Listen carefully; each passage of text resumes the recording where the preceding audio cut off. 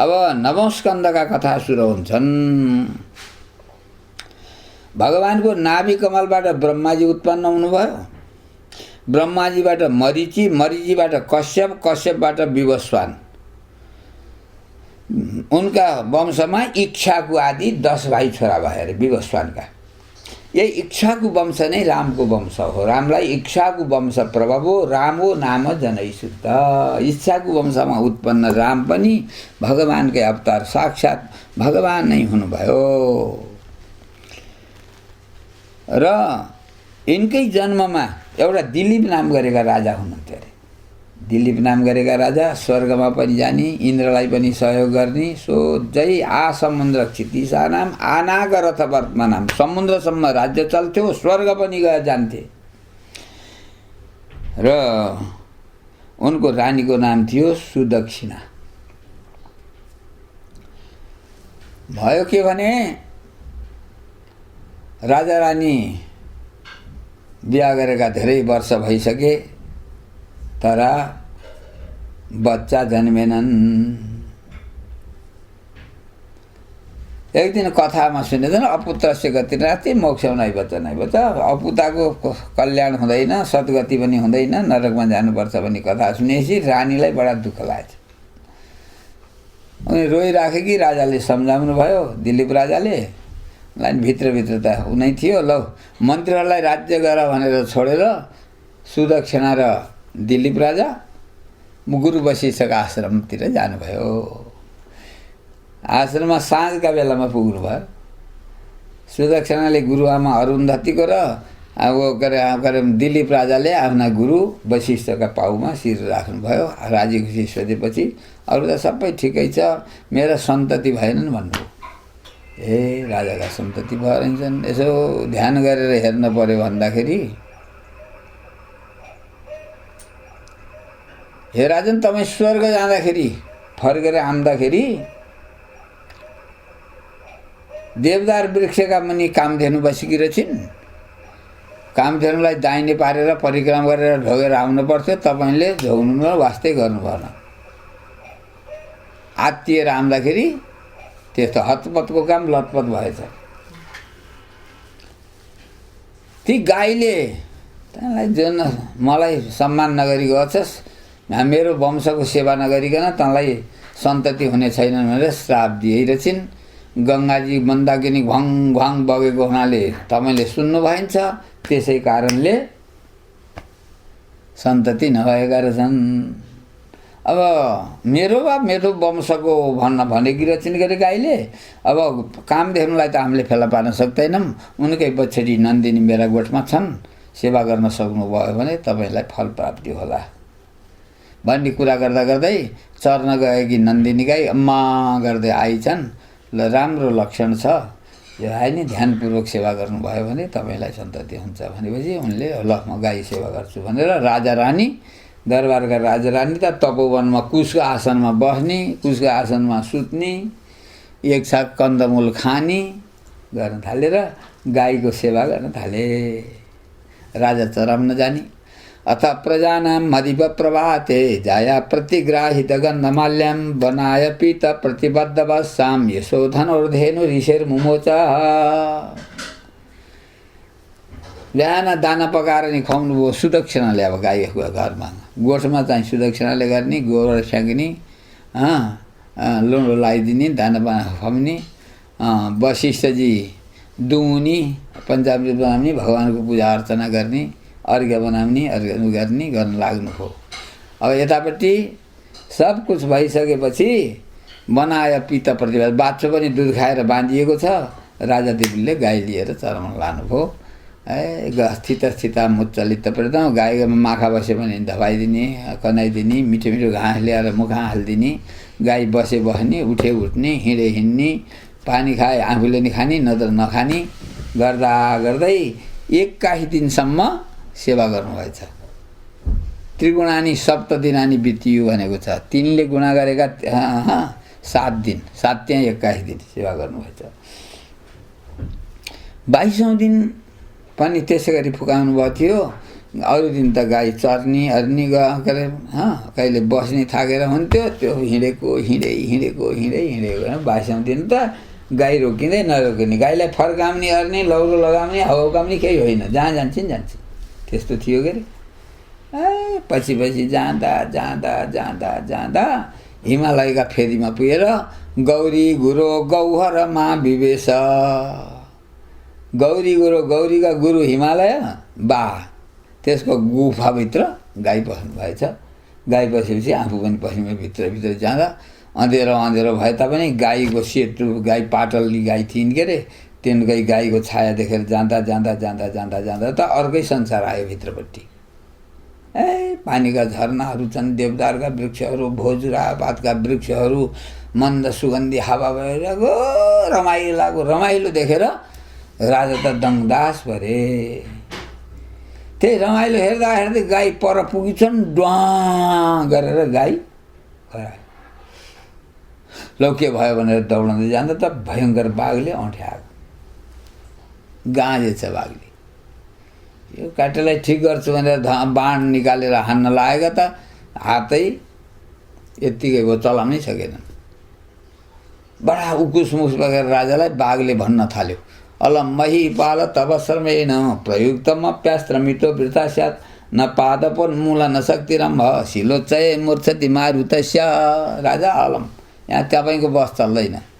रुखलाई हल्लाउने हावाले पर्वतलाई डाँडा काँडालाई हल्लाउन सक्दैन, अनि अरूलाई हल्लाउनु होला, मलाई केही सक्नुहुन्न। कुम्भोदरम नाम निकुम्भ मित्रम, म कुम्भोदरको मित्र निकुम्भ हुँ। म जो पार्वती चढ्ने जो बाघ हो उनको मित्र हुँ म। यहाँ किन बस्योस् भन्नु होला, यो पार्वतीले मन्दाकिनीको जल ल्याम्दै हुर्काएको यो देवदार वृक्ष हो। एक दिन शिव पार्वती घुम्न जाँदाखेरि जङ्गली हात्ती आएछ र यसको हाँगा लाछेछ, बोक्रा हुर्काइदिएछ।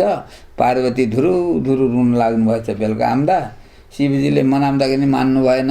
अनि शिवजीले मलाई बोलाएर अब हेर यहाँ यो वृक्षलाई कसैले हानि पुर्याउन नसकोस् भनेर यो वृक्ष देवदारको वृक्षको रक्षाको लागि मलाई नियुक्त गर्नुभएको हो। त्यसो भएको हुनाले मलाई भोक खन्चुवा छु, के खाम्ला भन्दा जे आइपुग्छ त्यही खालास् भन्नुभएको थियो शिवले। आज म भोको पनि छु, अब म खान्छु।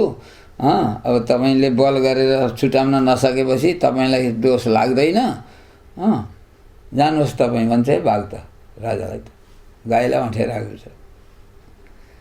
ए तपाईँ शिवको हुँदछ, म पनि शिव भक्त हुँ। अब यहाँ भेट भयो, मैले पनि आफ्नो बाचा प्रतिज्ञालाई पुरा गर्नुपर्छ, व्रतलाई। जे भए नि गुरुको गाईलाई छोडिदिनुहोस्, तपाईँ किन भोकै बस्नुहुन्छ, मलाई खानुहोस् भने राजाले। कस्तो तपाईँ पनि डरपोक, गुरुले श्राप दिन्छन् भनेर होला।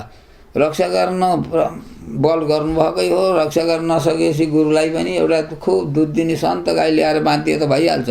तपाईँ त पृथ्वीको राजा हो, तपाईँले यसरी एउटा गाईका निमित्त ज्यान फ्याँक्न मिल्छ भन्छ है बाघ त।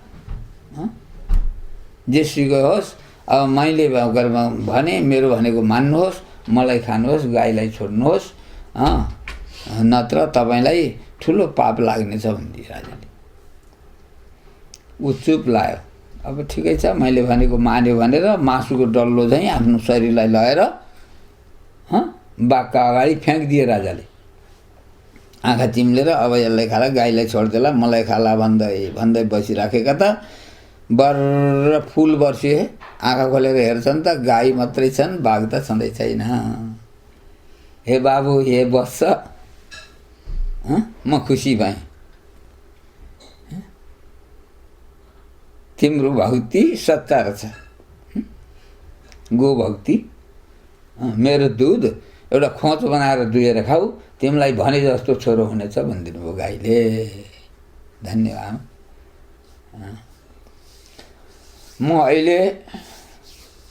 म दुध खान्न। गुरुजीले पूजा गरेर भगवानको अभिषेक गरेर बाछाले खाएपछि गुरुको आज्ञा लिएर मात्रै म दुध खान्छु भन्नुभयो। यस्य देवे पराभक्ति यथा देवे तथा गुरु। यता गाईको भक्ति पनि गुरु भक्ति पनि भगवानमा नि भक्ति हो। भगवानलाई दुध चढाएपछि, अभिषेक गरेपछि, पञ्चामृत पूजा गरेपछि खान्छु भनेपछि नन्दिनी झन् खुसी हुनुभयो। त्यहाँबाट अघि अघि नन्दिनी, पछि पछि दिलीप राजा जाँदा जाँदै आश्रममा पुगेपछि सारा वृत्तान्त उहाँलाई ध्यानद्वारा सब थाहा छँदै थियो, तर पनि सोध्नुभयो, सारा वृत्तान्त भन्नुभयो। त्यहाँबाट उहाँले भनेछ गाई धुनुभयो, भगवान्लाई पूजा अर्चना भयो, पञ्चामृतले स्नान गराइयो, बाच्छाले दुध खाएपछि, गुरु आज्ञा लिएर दुध खाएपछि सुदक्षिणा गर्भवती हुनुभयो, जसबाट जन्मेको छोराको नाम हो रघु। तर रामलाई रघुपति भन्नको कारण त्यो हो। बडा पराक्रमी रघु हुनुभयो, जसले सर्वस्व दक्षिण नाम गरेको यज्ञ गर्नुभएको थियो। यो रामको चरित्र पनि हामी नमस्कन्दमा र साक्षात् परात्पर परमात्मा राम हुनुहुन्छ। रमन्ते योगिनो अश्विन ब्रह्मानन्दे चिदात्मनि, चिदात्म चैतन्यमा जो योगीहरूको चित्त रम्दछ तिनै हुन् राम। जगत जननी सीता पनि उहाँकै अखण्डाकार वृत्ति हुनुहुन्छ। यस्तो छ। यही वंशमा सरियाती राजा हुनुभयो। उनकी छोरी सुकन्या एक दिन शिकार खेल्न जाँदा छोरीहरू पनि सखीहरूलाई लिएर गएका मा च्यवन ऋषिले तपस्या गरेका डाँडामा पुगेछन्। अझै सुकन्या एक्लै घुम्दाखेरि त्यो धमिरो लागेको सरियाती राजाको शरीर हो, माताको ढुस्किनु रहेछ। यो पिलपिल गरेको के होला नि भनेर आँखानेर पिलपिल गरेको रहेछ। एउटा सिनको लिएर कोपिदिछन् र अन्धो बनाइदिए।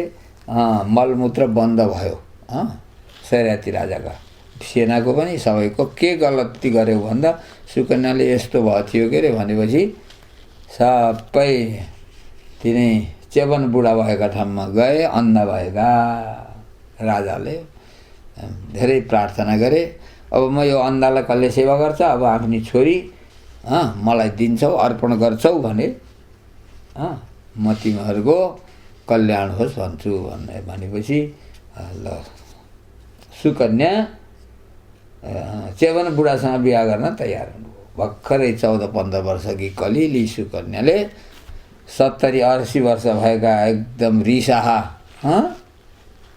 च्यवन ऋषिसँग वनमै बिहा गरेर अर्पण गरेर छोडिदिए। राजा फर्के दुखी भएर। पछि गएर स्वर्गका अश्विनी कुमार आएका, घुम्न आएका रहेछन्। स्वर्गका अश्विनी कुमारलाई इन्द्रले वैद्य हुन्, भाग दिन हुँदैन यज्ञमा भनेर रोकिदिएका रहेछन्। त्यही तपोवनमा आएपछि सुकन्याले देख्नुभयो र च्यवन ऋषि भएका ठाउँमा लानुभयो। परस्पर कुशलक्षेम भएपछि एउटा त्यही च्यवनप्रास भनेको त्यही हो। च्यवनप्रास खुवाएर सर्वौषधिहरू जडीबुटी हालेर तलाउमा तिनैजना च्यवन बुढा अनि त्यहाँबाट अश्विनी कुमार सबै तलाभित्र पसेपछि निस्कँदाखेरि तिनटै दिव्य रूप भए। तर देउताले आँखा नझिम्क्या पनि अब लग्न मान्छेले आँखा झिम्ल्यामी भएको हुनाले उनले ध्यान गरेर हेर्दाखेरि एउटाले आँखा चाहिँ यिनै हुन् भनेर चिनिन्। उनले सुकन्याले चिनेपछि अझै खुसी भए। अब मैले के उपकार गरौँ त भनेर च्यवन ऋषिले सोध्नुभयो। हामीलाई इन्द्रले यज्ञमा भाग नपाउने बनायो, हामीलाई भाग दिलाइदिनुहोस् भने। हुन्छ भने च्यवन ऋषिले। अनि आफ्नो स्वर्गतिर गए। यतापट्टि सरियाती राजा ठुलो यज्ञ गर्नु पऱ्यो, ज्वाइँलाई नै ल्याउनु पऱ्यो। अन्धा भए पनि भनेर हाम्दाखेरि त एकदम जवान केटासँग बसेको देखेँ। पहिले त रिसाए, तैँले त तँ त पहिलो गइछस् बुढालाई छोडेर भनेर रिसाए। उनी हाँसेर बसिन्। पछि उनको रिस शान्त भएपछि होइन हजुरका ज्वाइँ भृगु वंशका च्यवन उहाँ नै हुनुहुन्छ, त्यहाँ गरे उहाँ स्वर्गका वैद्य आएर यस्तो बनाएर जानुभएको हो भनेपछि खुसी भए। फेरि च्यवनप्रास खाए जवान मान्छे अरे।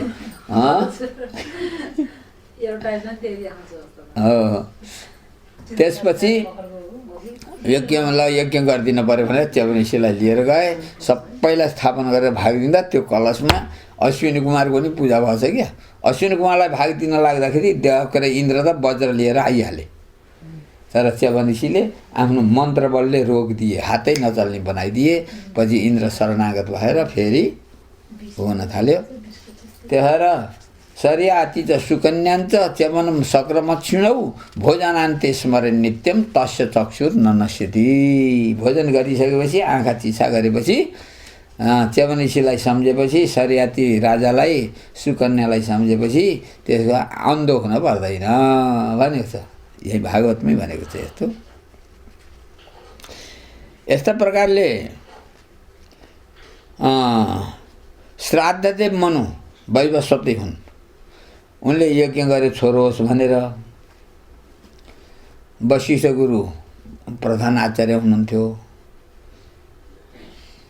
रानीले ती मन्त्र जप्नेहरूलाई, मन्त्र बोल्नेहरूलाई छोरो होइन छोरी जन्मनी गरिदिनुलाई, बरु म दक्षिणा थपिदिनुलाई भन्छन्। दक्षिणाका लोभले मन्त्र पढेर छोरो होस् भनेको त छोरी पो जन्मिने। राजाले वशिष्ठ गुरुलाई के अनर्थ भयो हजुर, मैले त पुत्रेष्टि यज्ञ गरेको हुँ, यो छोरो भनेर छोरी किन भयो भनेको। पछि पोल खुल्यो। महारानीले यस्तो गरेर छन्, फेरि भगवान्सँग प्रार्थना गरेर छोरो बनाए। पहिले छोरी हुँदाको नाम इला थियो, छोरो हुँदा शुद्धि हुन भयो। फेरि इलावर्तमा पुगेर फेरि केटी भइछन्। त्यही बेला बुधसँग विवाह, गान्धर्व विवाह भएर छोरो जन्मे पुरुरवा। चन्द्रवंश यहीँबाट चलेको। यस्ता किसिमले पुरुरवाको वंश चन्द्रवंश प्रारम्भ भयो। यही इक्ष्वाकु वंशमा, रामचन्द्रको वंशमा त्रिशङ्कु, हरिश्चन्द्र, मानधाता, सगर, भगीरथ, सौभरी आदि धेरै महाराजहरू भए।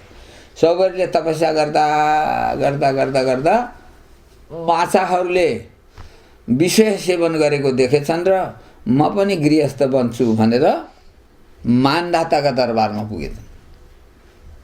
होइन हजुर ब्राह्मणदेव हजुरको के सेवा गरौँ भनेको।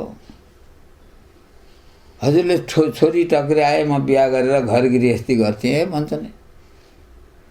यो ब्राह्मणलाई पनि के गर्छु भने जे पनि हुन्छ अरे क्या संसारमा। एउटा 80 वर्षको बुढो रहेछ जोगी, हिँड्दै जाँदा बाटामा एउटा कागज भेटेछ, लेखेको रहेछ गरे जे पनि हुन्छ लेखेको रहेछ। के भा गरे जे पनि हुन्छ, म 80 बुढाले राजाकी छोरी बिहा गर्छु भने हुन्छ र? तर यो लेखेको रहेछ त नि, गर्छु भने हुन्छ भने जान्छु भनेर फटाफट दरबारमा गए। एकमात्र छोरी राजाकी। जोगी आए, भिक्षातिर पठाइदिनु र भिक्षा दिन ल्याएको। म भिक्षा लिन आएको होइन, कुरा गर्नु छ भनेछन् बुढाले। के कुरा गर्ने होला भनेर यिनीहरू लगेछन्। ल भन्नुहोस् महाराज के भन्छ। तपाईँको कन्या छोरी दिनु पऱ्यो मलाई। यो बुढोको दिमाग सड्केछ कि हो के हो, जोगी ताउर माउर भएछन् जोगीले। राजा उठेर नबोलिकन भित्र गएछन्, रानीलाई बोलाएछन्, छोरीलाई बोलाएछन्, मन्त्रीलाई बोलाए। बुढाले त राजकुमारी माग्ने बाबा 80 वर्षको जोगी बुढो। महाराजले भन्छन् कहियो सिद्ध बाबा भएर बुढो देखिएर आएका नि हुन सक्छन्, राजकुमारी किन माग्थे? मन्त्रीले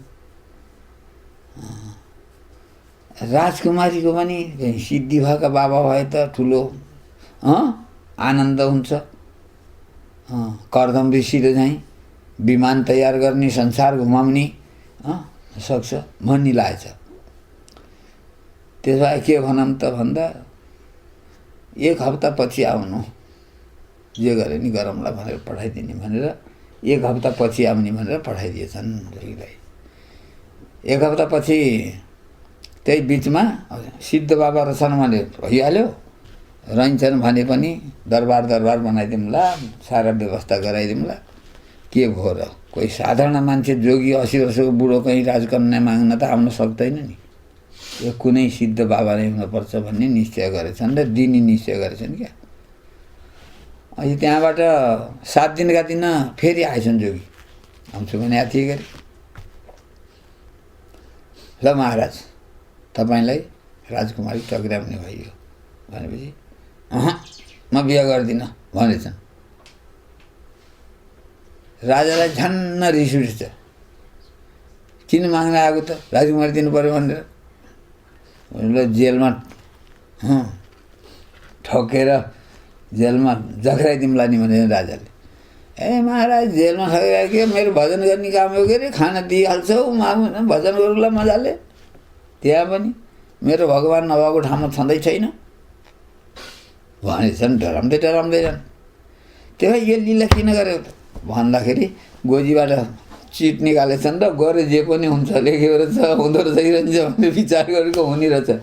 राजन तपाईँले पनि शिक्षा लिनु पर्यो, राम्रो राम्रो काम गर्ने अठोट गरे हुन्छ, प्रजाको पालन गर्नुहोस्, वैदिक सनातन धर्मको रक्षा गर्नुहोस्, दुर्जनलाई दण्ड दिनुहोस्, सज्जनको रक्षा गर्नुहोस् भनेर झन् उपदेश दिएर डन्न हिँडेछन्। गरे जे पनि हुन्छ नि सौगरी पनि मान्दाता रेसिया पुगेर राजकुमारी मागे। ए बुढा हाम्रा त यिनलाई कसरी टार्ने होला भने हाम्रो त राजकुमारीको स्वयम्वर हुन्छ, उनीहरूले वरण गरे हुन्छ गरे नत्र हुँदैन। जानुहोस् छोरी भएको दरबारमा जानुहोस् भनिदिएछन् राजाले।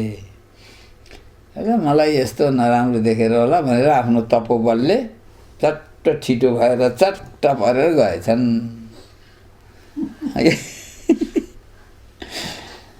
गएको त सब 50वटी छोरी रहेछन्, राजकुमारी 50 नै लट्ठिएछन्। सबैले यहाँसम्म त म बिहा गर्छु भनेको म गर्छु भन्ने, ऊ पनि म गर्छु भन्ने 50वटीलाई नै बिहा गरेर लिएर आयो। गृहस्थ गरे, गृहस्थ गरेपछि पछि गएर अन्त्यमा वैराग्य आयो। वैराग्य आएर जाँदाखेरि योगद्वारा शरीर छोडे, तिनीहरू पनि सती भए। यस्तो महिमा छ। अम्बरीष उपाख्यान। फेरि अम्बरीषले एकादशीको व्रत लिने ऊ थियो, द्वादशी दिन पारायण गर्नुहुन्थ्यो। वर्ष दिनसम्म गरेको, वर्ष दिनको पारायण 1 दिन हुने थियो। पारायण गर्ने भने ठिकठाक ब्राह्मणहरू बोलाएर पारायणको तयारी भएको थियो। पूजा अर्चना भगवानको स्वाहा स्वधा हवन आदि पनि चलेको थियो। आहुति दिनु पर्यो भगवानलाई। त्यही बेला आइपुग्नुभयो दुर्वासा। दुर्वासा आज हाम्रो पारायणमा भोजन लिई बक्सिएला हजुर भनेर, हस् म आउँछु स्नान गरेर आउँछु। स्नान गर्न हिँड्नुभयो दुर्वासा ऋषि। यतापट्टि गर्दा गर्दा गर्दा घडी हेर्दा त अब पारायण गर्ने बेला बित्न लागेछ। के गर्ने होला भनेर सबै ब्राह्मणसँग सोद्धा कमसेकम 1 आचमनी जलसम्म लिएर पारायणको मुहुर्त टर्न नदिने भनेकोले 1 आचमनी यस्तो जल ल्याएको थिए। दुर्वासा त आइहालेछन्। ए मलाई निउता दिएर पहिले आफैले खिच्छस् भन्दै रिसाएर आएर यो जटा भैमा पछारेका एउटी डरलाग्दी कृत्य गर्ने फाली जस्ता दाँत भएकी, तार फलामका तार जस्ता केस, के अरे यो निधार पनि भिर चाँदै भन्छन् नि, भिर चाँदै निधार, त्यस्तो भयङ्कर डर राजालाई अम्बरीष महाराजलाई खाना पो दौडिए गरेर ओडार जत्रो मुख लिएर। उनी डराएका थिएनन्। भगवानले भक्तको रक्षाका लागि सुदर्शन चक्र खटाइदिनु भएको छ। सुदर्शन चक्र झ्याप्प आएर त्यो कृत्यलाई खरानी पारिदियो र त्यो दुर्वासातिर सुदर्शन चक्र लाग्यो। त्राइमा गरेर ब्रह्मलोक पुगे। ब्रह्मलोकबाट फदारलाई सुइँका ठोर्दै कैलाश गए। कसैले रक्षा गर्न सक्दिनँ भनेपछि वैकुण्ठ गए। वैकुण्ठमा भगवानले पनि तुरन्त जानु, अहम भक्त पराधीन, म त भक्तको अधीनमा छु, भक्तको रक्षाको लागि खटाएको हो, मैले यो गर उ गर भन्न मिल्दैन सुदर्शन चक्रलाई भनेपछि दौडँदै दौडँदै अम्बरीष महाराज भगवानमा पुगेर क्षमा मागे। द्विजो भवतु विद्वर, हे सुदर्शन चक्र, मैले श्रद्धा भक्तिले भगवानको आराधना गरेको भए यो बाहुनलाई केही नहोस् भनेर प्रार्थना गरेपछि सुदर्शन शान्त भयो। ओहो मैले मार्नलाई कृत्य छोडेको थिएँ, मलाई रक्षा गर्नलाई यस्ता भक्तको महिमा यस्तो रहेछ भनेर हसी बल्ल के अरे अम्बरीष महाराजले दुर्वासालाई भोजन गरेर आएर मात्रै भोजन गरे। भक्तको महिमा यस्तो छ भन्ने कुरा पनि यो नमस्कन्दमा बताइएको छ।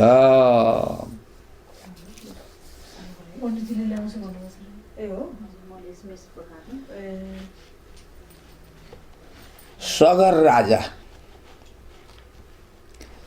राजा रानी शत्रुबाट हारेर रानीहरूलाई लिएर जङ्गलमा गएका थिए युवनाश भन्ने। राजा त जङ्गलमै बिते। जङ्गलमा बितेपछि रानीहरू धेरै थिए। तिमी मध्ये गर्भवती पनि छौ, सती नजाऊ भनेका हुनाले। हुन त गर्भवती मात्रै सती नजानी भए थिए, कोही पनि सती गएनन्, एउटी गर्भवती थिएन। ए बा, हाम्रो सौताको त छोरो हुने भयो, हामी नहुने, यो भाग्यमानी हुने भई यसलाई झुक्क्याएर बिख खुवाइदिउँ भनेर त्यो सौतालाई बिख खुवाइदिएछन्। तर प्रभु इच्छा बलिएसी जागो राखे साइया मार सके नै गई। प्रभु भगवानले रक्षा गरे, केही गर्न सक्दो रहेछ।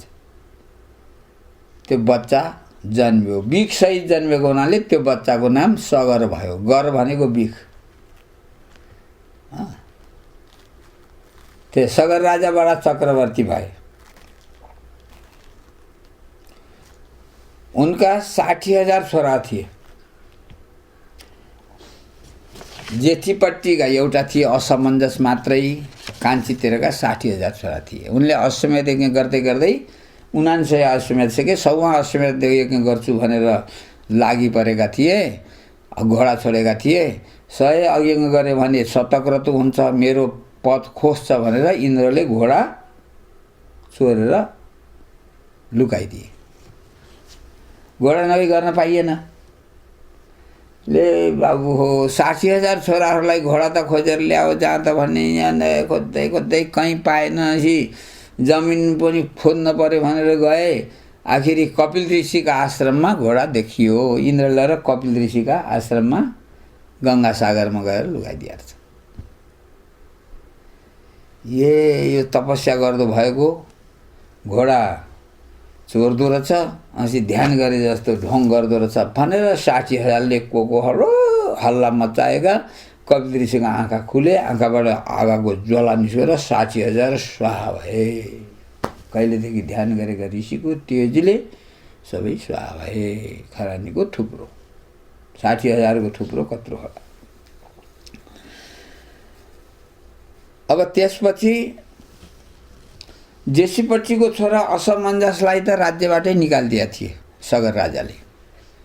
किनभने उनले केटीकेटीलाई खेल्न जाऊँ भन्ने, भिरबाट लडाइदिने, कहिले पानीमा डुबाइदिने, चाहिँदो नचाहिँदो गर्न थाले। यो राजाका छोराले मारे नि हाम्रा छोराहरूलाई भनेर राजालाई गाली गर्न थाले। राजा यस्तो काम छोड नत्र निस्कियो भनेपछि उनी निस्कन तयार भए। दरबार निस्के, आफूले लडाएर डुबाएर मारेका केटीकेटीलाई जस्ताको तस्तै सहरतिर पठाइदिएर आफू कता गए कता। अब उनको अत्तोपत्तो छैन। तर उनको बिहा पनि भइसकेको थियो, गर्भिणी थिए श्रीमती। उनबाट छोरो जन्मे जसको नाम थियो अंशुमान। ए बाबु, तिम्रा काकाहरू यसरी घोडा खोज्न गएका हुन्, फर्केर आएनन्, त्यो त पत्ता गर्नु पर्यो भनेर सगर राजाले भनेपछि अंशुमान नाति लाई पठाए। खोज्दै खोज्दै खोज्दै खोज्दै जाँदा गङ्गा सागरमा गरे खरानीको थुप्रो देखे। ध्यान गरेका कपिल ऋषिलाई पनि देखेपछि कपिल ऋषिको उनले स्तुति गरे। स्तुति गर्दा गर्दा समाधिस्थ भएका कपिल ऋषिको शरीर जुरुङ जुरुङ हुन थाल्यो। आँखा खुले। आँखा खुलेपछि तपस्याको ध्यान गरे ऊ स्तुति गरेका बालकलाई देखे। प्रभु भनेपछि अंशुमान तपाईँ आउनुभयो, राम्रो भयो, तपाईँका काकाहरू खरानी भएछन्।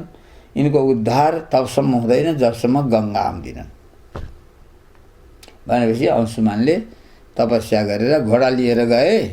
घोडा पनि लिएर गए। अनि त्यसको पनि सामान्य रूपले अश्वमेध यज्ञ समाप्त गरियो। त्यसपछि तिनको उद्धार गर्नु पर्यो तपस्या गङ्गा ल्याउँदा। उनको जीवनकालमा सकेनन्। उनका छोरा भए भगीरथ। भगीरथले तपस्या गर्दा गर्दा गर्दा गर्दा गङ्गाजी प्रसन्न भएन। म त आम्थेँ, म तल भूमण्डलमा आउँदा फेरि पातालमा पुग्न सक्छु। मलाई आश्रय दिने थाम्ने एकमात्र भगवान् शङ्कर हुनुहुन्छ भनेपछि फेरि शङ्करको तपस्या गरे भागीरथले। शङ्कर प्रसन्न हुनुभयो र बस्नुभयो। उहाँका टाउकामा गङ्गाजी फलाल्नुभयो। सिद्धि साध्य सतामस्तु प्रसादात यस्य दुर्जटे जाह्नवी फेन लेखे भए यन मूर्तिनी शशिनकला।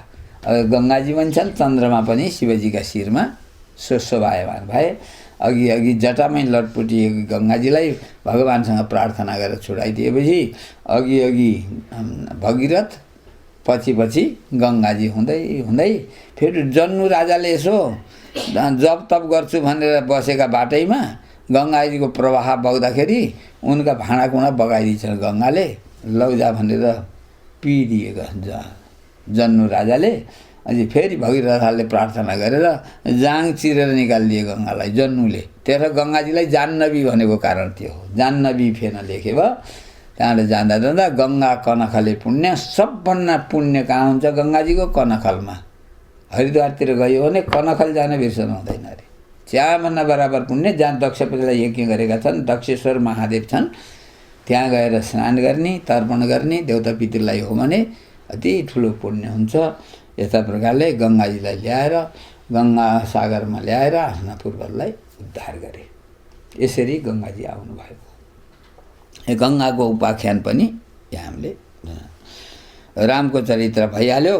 अब पृथ्वीमा धेरै दुष्ट राजाहरू भए, तिनको भार पृथ्वीले सहन सक्नु भएन र गाईको रूप लिएर ब्रह्मलोकमा जानुभयो। श्री ब्रह्माजीले देवताहरूसहित भगवानको स्तुति गर्दा आकाशवाणी भयो, म अवतार लिएर पृथ्वीको उद्धार गर्नेछु, पृथ्वी स्वस्थ भएर रहन्। सम्पूर्ण देवताहरू पनि अवतार ग्रहण गरेर वृन्दावनमा गोकुलमा बर्सानाहरूमा सब जन्म लिउन् भन्ने आकाशवाणी भयो। अब यतापट्टि कंस के अरे नमस्कन्दका कथा नैमिषारण्य क्षेत्रमा 88,000 ऋषिहरूले सुनाइरहनु भएको छ। यिनै कथा परीक्षित महाराजलाई शुकदेव स्वामीले सुनाइरहनु भएको छ। तिनै कथा हाम्रो पुण्यात्मा कर्ताजीको शिव सङ्कल्पले यस पुण्यस्थलीमा पनि श्रीमद् भागवत पारायण महायज्ञ शुभारम्भ गरियो र यहाँ पनि यथामति बुद्धिअनुसार विस्तार गरियो। नारायण हरि हरि हरि हरि।